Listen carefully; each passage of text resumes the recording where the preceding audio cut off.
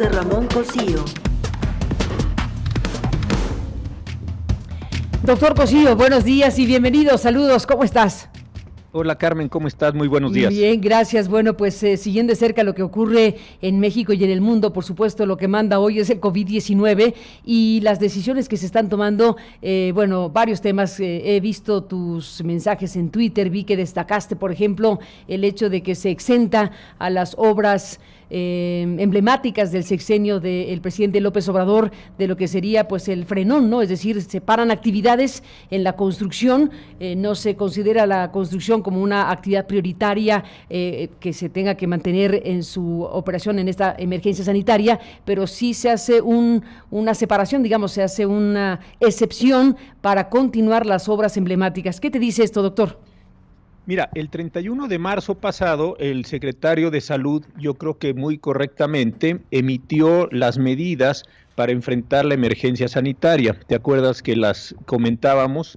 Primero, la diferenciación entre personas mayores de 60 años y personas que tengan algún padecimiento crónico, como aquellas que tienen que estar resguardadas de forma particular. Y después el resto, a las que simplemente se les hace una recomendación, porque no se les impone una obligación en términos jurídicos, para que permanezcan guardadas. Y luego aquella diferenciación importante entre actividades prioritarias y no prioritarias. Estas reglas que salieron el día de ayer se denominan técnicas y tratan de especificar precisamente esas medidas de carácter extraordinario. Y lo que se hace es decir que el cemento, el acero y la producción de vidrio, así lo dice, continuarán en lo general con algunas modalidades de restricción, pero, muy importante, sí se mantendrán para efectos de Dos Bocas, el aeropuerto Felipe Ángeles, el transísmico y adicionalmente, ya decía, la refinería de Dos Bocas y el Tren Maya. Entonces, ahí hay una condición que parece muy específicamente hecha para que se mantengan estos proyectos que el presidente de la República en su mensaje del domingo consideró prioritarios. Yo creo que ahí hay un aspecto. También hay que decir que en las reglas técnicas se mantuvieron los servicios de mensajería y los servicios que tienen que ver con la producción de carbón para que la Comisión Federal de Electricidad siga produciendo energía eléctrica en aquellos casos donde evidentemente el combustible de generación pues sea el propio carbón. Entonces estas son las reglas con las que ayer el secretario de Salud, ejerciendo bien en ese sentido sus facultades, está complementando lo que ya nos había emitido en un determinado momento. Pues ahí está esto que es importante sin duda. Otro tema, doctor Cosío, que bueno, entre tanto asunto que está desde luego atrapando la atención de todos, en otro contexto seguramente tendría mucho más atención pública, pero lo traigo a la mesa porque no es cualquier cosa lo que ha decidido el presidente de México sobre un tema importante, un tema legal y político también, que tiene que ver con los llamados tiempos oficiales y fiscales de la radio y la televisión concesionada. El presidente ya había anunciado en su momento y lo confirmó, lo ratificó en su mensaje del domingo pasado, del 5 de abril, que pues se devolverá, es la expresión que se utiliza, se devolverá ese tiempo a los concesionarios de radio y televisión. Jesús Ramírez Cuevas, el vocero presidencial, subió un tuit para decir que se trataba de los tiempos fiscales, pero bueno, van de la mano, ¿no? Los tiempos oficiales y los tiempos fiscales de una u otra manera. Fíjate que sí, yo creo que el presidente cometió el equívoco de confundir el género y la especie. El género son los tiempos oficiales y estos tiempos oficiales después tienen distintas modalidades. Están los tiempos de Estado, estos 30 minutos diarios que tienen los concesionarios públicos, sociales, todos de un medio de comunicación que otorgarle diariamente al Estado. También está el tiempo que se tiene que transmitir el himno oficial y el himno nacional y en el caso de las estaciones de radio, la bandera nacional. Y también están los tiempos que no son los mismos que los tiempos de Estado, que tienen que ver con los boletines y las cadenas nacionales. Entonces, ahí hay un grupo que se suele llamar de tiempos de Estado, por ponerle en una categoría, y creo que ahí es donde el presidente cometió la equivocación, porque en realidad a lo que se estaba refiriendo, me parece exclusivamente, es a los tiempos fiscales. Y los tiempos fiscales, como tú lo has tratado muchas veces, y algunos muy distinguidos comentaristas, Irene Levy, Raúl Trejo, en fin, personas que son muy conocedoras de esta materia, pues sí entró como una condición excepcional en la ley de ingresos del año 68, que tenía vigencia para el 69, y después el presidente Díaz Ordaz se le ocurrió un mecanismo que las empresas concesionarias de radio y televisión, por estar explotando un bien del dominio de la nación, que es el espacio radioeléctrico, el impuesto que tenían o que se les iba a imponer precisamente por explotar ese espacio radioeléctrico, lo podían pagar con tiempo de sus transmisiones equivalente al 12.5% del tiempo total. Entonces, en lugar de pagar un impuesto, le cedían al Estado estos tiempos oficiales como un mecanismo de compensación. Luego el presidente Fox, hay que recordarlo, en el año 2002, en aquello que se llamó muy comúnmente el decretazo, estableció un mecanismo distinto. En lugar de entregar el 12.5% del tiempo total, dijo que televisión entregaría el 18 minutos diarios y radio 35 minutos como tiempos fiscales, pero insisto, estos no son los tiempos de Estado. Y luego también tenemos los tiempos electorales, que son aquellos en los cuales pues evidentemente se transmiten los mensajes de los partidos políticos por determinación constitucional en los periodos electorales. Entonces creo que cuando el presidente utilizó la expresión tiempos oficiales, dio lugar a una confusión y dio la impresión que el Estado se deshacía de esos tiempos de Estado, que son de extraordinaria importancia para efectos de mantener comunicación, educación, pedagogía cívica, informes importantes, y más ahora en estos tiempos. Entonces creo que este fue el problema que se presentó. Sí coincido contigo en que Jesús Ramírez lo aclaró, y más allá de si nos gusta o no la determinación, que es una discusión, es un tema bien discutible, lo que el presidente se estaba refiriendo es a los tiempos fiscales, pero entiendo que no a los tiempos de Estado. Ahora, también hay un tema técnico ahí. Los tiempos de Estado están previstos en el artículo 251 de la Ley Federal de Telecomunicaciones y Radiodifusión. Consecuentemente, el presidente no tiene facultad para suprimir esos tiempos con los que cuenta el Estado, como tampoco tiene facultad para suprimir los tiempos electorales. Entonces, si es una decisión estrictamente sobre los tiempos fiscales, habría que pensar si exclusivamente regresa esos minutos a los concesionarios de radio o televisión, o si va a generar un impuesto, que era el origen de esa manera de compensación, respecto también de estos concesionarios. Y algo que me parece muy importante recordar es que en México, no pasa igual en todos los países, pero en México el espacio radioeléctrico es un bien de propiedad nacional, de propiedad pública. Por eso sí existe la posibilidad de obtener una contraprestación por la explotación de ese mismo espacio, o de ese mismo bien, para llamarlo como lo denomina la Constitución.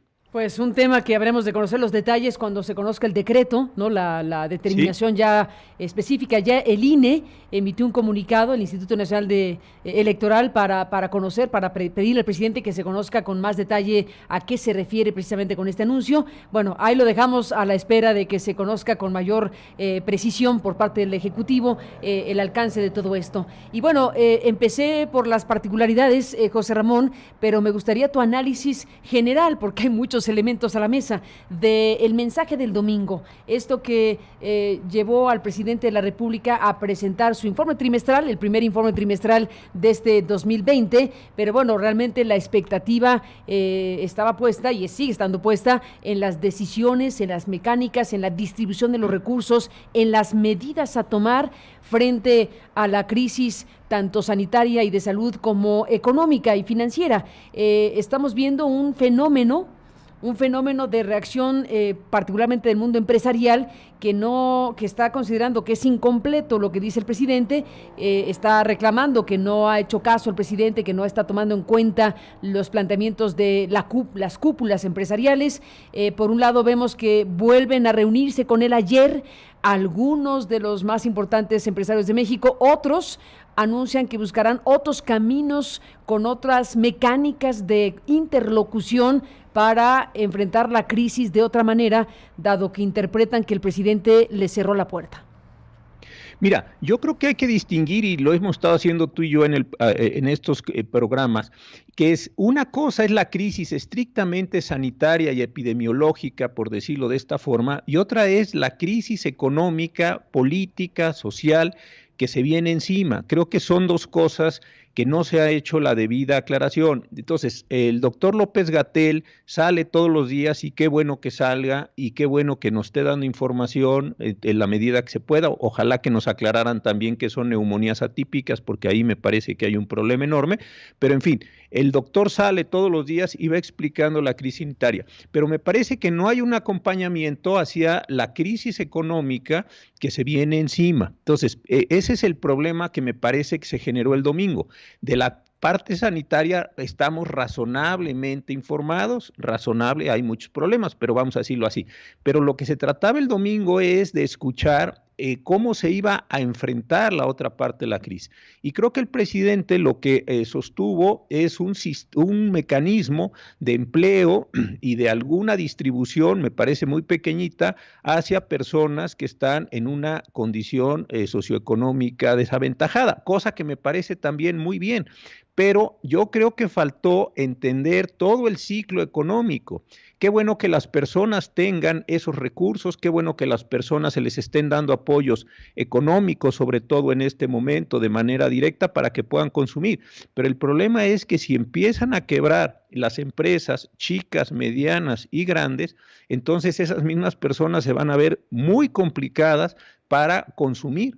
Podrían tener el ingreso, pero ¿qué van a comprar si se han roto las cadenas de distribución o si se ha roto el ciclo general de la economía? Yo creo que esto, a diferencia de lo que dice el presidente, con mucho respeto, esto no es liberal ni neoliberal. Esto simple y sencillamente es un proceso de ciclo económico donde se tienen que estar produciendo bienes, servicios, generando consumo y mantener lo mejor que se pueda la economía para que el tamaño de la recesión, de la caída del PIB, etcétera, sea lo menos gravoso que se pueda hacer. De que se va a dar, se va a dar. De que muchísimas personas van a salir o vamos a salir lastimadas, también es verdad, pero me parece que se trata de atemperar los efectos en ese sentido. Y creo que hay una cuestión que a mí me preocupa mucho, que cuando se habla de empresarios se piensa en figuras así muy grandes. Me acordé del cartón aquel de Abel Quesada, donde tenía el tipo aquel, el diamante en la nariz, cosas de estas que son divertidas, pero que no explican la realidad. ¿Por qué? Porque la forma en la que está constituida la actividad económica en el país no es a partir de 5, 10, 15, 50 grandes empresas, son una enorme cantidad de lo que se denomina ahora pymes, las pequeñas y medianas, donde se genera mucho empleo, donde casi más de la mitad del empleo nacional, donde se generan ingresos, donde se pagan impuestos. Y si esas pymes no se refuerzan, no estoy hablando de los empresarios grandes, que tampoco tengo nada contra ellos, pero si esas pymes no se refuerzan, entonces el colapso de la economía pues es mayor. Me gustó mucho que el presidente citara a Roosevelt, pero hay que recordar que Roosevelt ocupa la presidencia de los Estados Unidos después del presidente Hoover, y una parte muy importante de la recesión del 29 fue por falta de liquidez de las empresas. Esto es central. Bernanke, que fue, ¿se acuerdan? Nos acordaremos todos, el presidente de la Reserva Federal de los Estados Unidos, un profesor en Princeton que había estado estudiando siempre el tema de la crisis del 29, dice cuando viene la crisis del 2009, no podemos, y es bien interesante sus memorias, no podemos cometer el mismo error, no podemos dejar a un mercado sin liquidez porque empieza un efecto dominó de quiebras, pueden empezar corridas bancarias, es decir, cosas que son extraordinariamente complejas, primero de frenar y después de remediar. Entonces aquí la idea es que se suelte el dinero. No en el sentido que se dijo de aprovechamiento, no, nadie está hablando de eso. Lo que se dice es manténgase vivo el ciclo económico para que nos vaya lo menos mal posible en estas condiciones. Yo creo que ese fue el problema del domingo. Y desde el punto de vista estrictamente jurídico, también a mí me parece que el presidente debió haber ampliado las medidas que se han estado detallando. Es decir, vamos a seguir con estas recomendaciones, que ese es el nivel jurídico en el que estamos para que las personas no circulemos, simplemente vamos a estar a ese nivel de les recomiendo a los que no están en las condiciones de riesgo o les recomiendo reforzadamente a los que sí las están, hasta ahí nos vamos a quedar o vamos a empezar a desdoblar todo estas medidas para darle más coherencia a la condición nacional. Me pareció también que no hubo un llamado al sistema federal en el sentido de que los gobernadores, los presidentes municipales, las autoridades en general, se sumaran o trataran de acercarse más a las decisiones que está tomando la Secretaría de Salud. El presidente de la República me parece que se planteó más como jefe de la Administración Pública Federal que como jefe de Estado, como aquel personaje que existe en diversos regímenes de diversas maneras, que asume un liderazgo de la totalidad del Estado y no solo de los poderes federales. Esas son las cuestiones que a mí, con franqueza, sí eché en falta del discurso y del momento del domingo. Pues es todo un tema. El mensaje del presidente ha generado, sobre todo en el ámbito empresarial, como sabemos, bueno, reacciones de reclamo en cierto sentido, planteándole al presidente que está incompleto su planteamiento, que sí, nadie está peleándose con que se haga una acción inmediata y fuerte a favor de los más desprotegidos. Creo que nadie está discutiendo que eso es fundamental, pero además de eso, desde luego, está otro conjunto de cosas, de gente también bastante desprotegida, las micro, pequeñas y medianas empresas. Se está discutiendo en este momento, incluso el presidente de la República lo dijo hace ratito, sobre los créditos, ¿no? La figura de créditos para 1 millón de establecimientos. Hace ratito en la conferencia de Palacio Nacional dijo: nos importa mucho el que podamos salir pronto para reactivar la economía. Hoy tengo todo el día dedicado a la preparación de la entrega de 2 millones de créditos de la forma más rápida que podamos dispersar estos recursos para la población que necesite el apoyo tanto en la economía formal como en la economía informal. Y así estamos preparándonos para iniciar la creación de empleos nuevos y fortalecer pronto la economía, que podamos salir pronto de la crisis transitoria que estamos enfrentando, entre otras cosas. Bueno, él sale a enfatizar el tema de los créditos, enfatizar esto como la apuesta para apoyar a micro y pequeños empresarios de la formalidad y la informalidad. Varias preguntas abiertas: ¿cómo se va a distribuir eso y demás cuestiones, doctor? Mira, yo creo que eso es muy importante, pero tengo la impresión que en este momento ese dinero prácticamente va a ser para consumo, así de complicado veo las cosas, pero no es ese dinero un generador de reactivación económica por sí mismo. Entonces sí me parece que están angostándose las posibilidades. Ahora, si el pico que lo estamos esperando para finales de abril, comienzos de mayo, el pico ya epidémico o epidemiológico, el número de contaminados, de personas que están ya enfermas, que están transmitiendo, que tienen que ser hospitalizadas, yo creo que este par de semanas que nos queda antes de llegar a ese momento, sí debiera estarse haciendo una acción mucho más agresiva, lo voy a decir con esta expresión, para efectos de contender con estos males. Si en 2 semanas, 3 semanas de la curva, como lo ha dicho el doctor López-Gatell, quiebra y empieza a tener un ascenso, entonces se dificulta muchísimo más la operación social. Creo que ahora es cuando el conjunto de medidas jurídicas, el conjunto de restricciones, la centralización de la acción sanitaria nacional, etcétera, es cuando se debiera preparar. Estos créditos, qué bueno que se le den a las personas, pero mantienen consumo, mi impresión, y no generan o no logran mantener en la época de crisis el ciclo económico, que desde luego se va a reducir, pero una cosa es reducir y otra cosa muy distinta es desaparecer. Pues ahí está todo un panorama. Si nos atenemos todo un panorama. Si nos atenemos a lo que está planteando, por ejemplo, Carlos Salazar, el presidente del Consejo Coordinador Empresarial, que ayer tuvo bueno, todos son videoconferencias, ¿no? En este momento todo es Skype y videoconferencias, por supuesto. Él plantea que se le pregunte al gobierno del presidente cómo va a crear 2 millones de empleos en 9 meses, que ese es el planteamiento que hace el presidente, ¿no? 2 millones de empleos en 9 meses, pues en estas condiciones, y cuánto costará y de dónde saldrá el dinero para crear los empleos, hasta donde recordamos no se ha creado nunca una cantidad tan importante de empleos, que ese es un tema, ¿no? Querer crear 2 millones de empleos en este contexto es fantástico. El tema es si realmente hay una viabilidad para crear con dinero público, con obra pública, un volumen de empleos como el que está planteando el presidente de la República. Mira, desde luego en 9 meses es muy complicado y siempre viene la idea del New Deal y viene la idea de Roosevelt y todo esto, sí, pero estamos también en un momento donde la población tiene que estar resguardada. No puede salir las personas así nada más a construir puentes, carreteras o presas o cualquiera de estas obras que en el pasado se hacían. Ha habido un cambio tecnológico, no se hacen las cosas igual, las presas de hoy son mucho más chicas que las de antes por razón del tamaño de turbinas y capacidades de generación. Es decir, suena esto muy complicado que en 9 meses, insisto, en una condición de restricción se detonen esto, salvo que se supusiera que las personas van a asumir un riesgo extraordinario a su salud y van a estar trabajando como si no existieran las propias medidas de restricción por la existencia de la pandemia. Yo esa parte de verdad que la veo muy complicada. Otra que dio el dato el doctor López-Gatell y que también me pareció muy delicado es cuando él lo dijo y en una mañanera, estando al lado del presidente de la República, que le faltaban 40 y tantas mil personas para los servicios de salud. El general secretario, cuando presentó el DN3, dijo, yo puedo cumplir con el DN3, pero me están faltando 3,500, algo así, del personal de salud al final de su presentación. Es decir, lo que estamos viendo es que hay una carencia de personal de salud. Uy.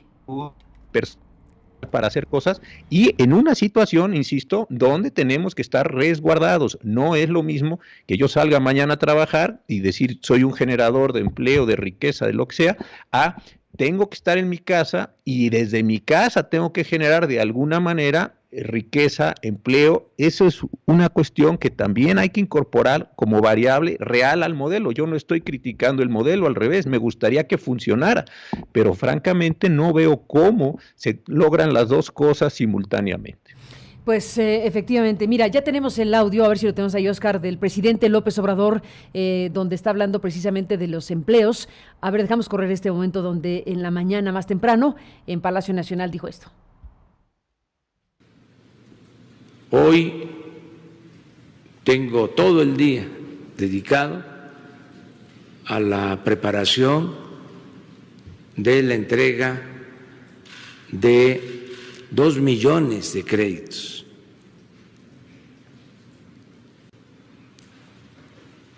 De la forma más rápida que podamos dispersar estos recursos para la población que necesita el apoyo, tanto de la economía formal como de la economía informal. Pues ese es uno de los temas principalísimos, doctor Cosío. Sí, efectivamente, yo creo que es una buena decisión, ojalá que se hagan pronto, que se hagan bien, que tengan todo el apoyo de la banca de desarrollo, pero insisto, mi impresión es que por las condiciones en las que estamos, mucho de esto se va a ir a consumo, no creo que sea dinero que vaya a entrar para mantener una actividad económica, eso me preocupa, hay que pagar impuestos la semana ya, impuesto sobre la renta se vino encima las declaraciones, en mayo hay que pagar PTU, cosa que está muy bien, no es al revés, utilidades a los trabajadores en las empresas, y viene todo este momento en donde hay que pagar los salarios de personas que no están laborando, al menos para los patrones comprometidos. Si viene un momento de gran gasto, donde me parece que ese dinero se va a ir en esa condición de gasto, pero no como un problema o como un tema de reactivación económica. Eso es lo que pienso. Ahora, si se quisiera ir realmente a reactivación económica, tendría que pensarse en la empresa más que en el sujeto individual que está consumiendo. Qué bueno que se consuma, porque si no también se genera una crisis social muy grande, pero hay que mantener, me parece, esta visión. Y yo insisto en esto, ahí es donde ojalá el presidente y las personas que lo asesoran comprendan que cuando se habla de empresario no se habla de ese sujeto ya modelado, pensando en una persona nefasta que hace explotar a todos sus trabajadores o los explota directa. Creo que esa no puede ser la visión en este momento, sino una visión distinta. Mantenimiento de la economía en su funcionamiento. Ojalá que ese ajuste se haga, porque si no, en esa discusión ideológica sí se puede llegar a un momento donde no se apoya a la empresa y se rompa entonces el ciclo económico, insisto, que no tiene nada que ver con neoliberalismo este asunto, y consecuentemente caigamos en una crisis social. Ni más ni menos, pues ese es el gran tema sin duda en estos momentos. Vamos a seguir muy de cerca todo esto. Doctor Cosío, gracias como siempre por estar aquí. Y bueno, pues gracias por participar en la serie. Hay que decirlo que estuviste en la serie, bueno, estás participando de la serie 2020, la pandemia. Estamos muy contentos de poder ofrecer en www.aristeguinoticias.com la presencia tuya y la presencia de otros especialistas que a lo largo de la semana pues están colaborando con otras entrevistas, con otras voces que se van sumando a este necesario ejercicio de comunicación, doctor. No, al contrario, muchísimas gracias. Creo que es un ejercicio muy importante. El viernes pasado comenzamos, este próximo viernes seguiremos. Hay una parte médica, sanitaria, hay una parte económica y una parte jurídica para tratar de ir generando información y pues reflexión sobre un asunto que pues es, al menos para mi generación, pienso, el más grande que nos ha tocado vivir. De ese tamaño me parece que es el reto que tenemos, y me parece que hay que proponer ideas para ver si son posibles de tomar, o generar reflexión, generar información y enfrentar esto lo mejor que podamos entre todos. Sin la menor duda, pues doctor José Ramón Cosío, gracias por estar aquí esta mañana y gracias por estar en esta serie que estamos compartiendo con el público de nuestro portal. Gracias y buenos días.